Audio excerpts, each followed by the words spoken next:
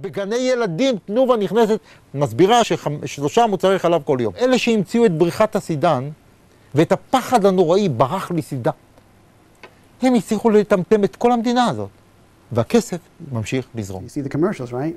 They never say milk helps to prevent osteoporosis. They say milk has calcium, and calcium is good for you, and calcium helps prevent osteoporosis.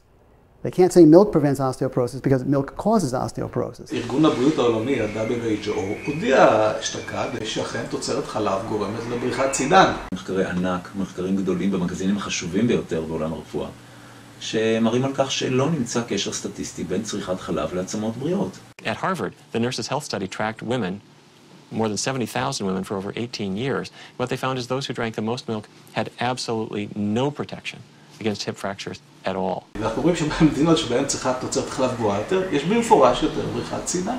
The higher the dairy consumption, the higher the rate of osteoporosis. Exactly the opposite of what the dairy industry has been telling us for so long.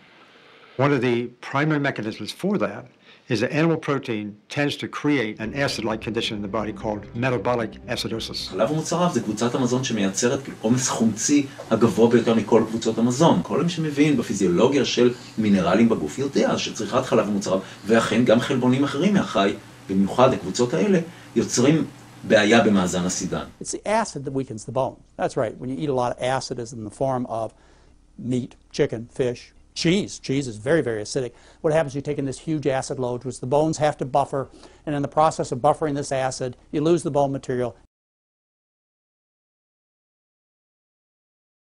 It's not just simply getting older.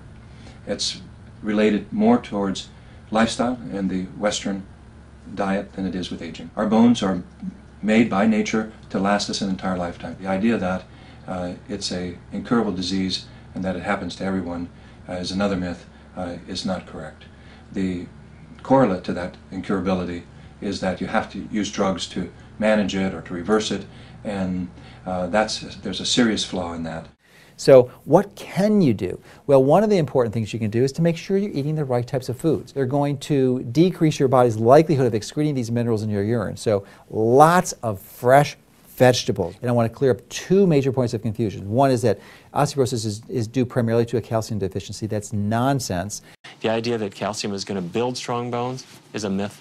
Over and over and over again, they do these studies, they put more calcium in the system, and it doesn't help the bones. And they found that the countries where they were consuming the most milk, the countries where they're consuming the most calcium, had the highest hip fracture rates. The medical problems that calcium excess creates are huge. Plaque in the arteries, calcific plaque, and kidney stones and gallstones and bone spurs. Even good, more absorbable calcium that's organic and will do nothing to reverse osteoporosis. One of the treatments for it, if you already have osteoporosis, is to use a biphosphonate like Fosamax, and that would be one of the worst things you can do, because even though it will increase your bone density, this is a poison. The reason Fosamax or any of the diphosphonates work is because it actually kills the cells in your bone. So you get bigger and bigger bone that becomes denser, but it's not stronger anymore. It actually becomes weaker, and actually over the long term it increases your risk of developing a fracture. There are very healthy people who have bones that don't show up as being very dense, but they're still very strong. In other words, they have elasticity. They can bend a little bit, so they won't break. There are people with very dense bones. They have a bone density scan, and their bones are very dense, but they're brittle.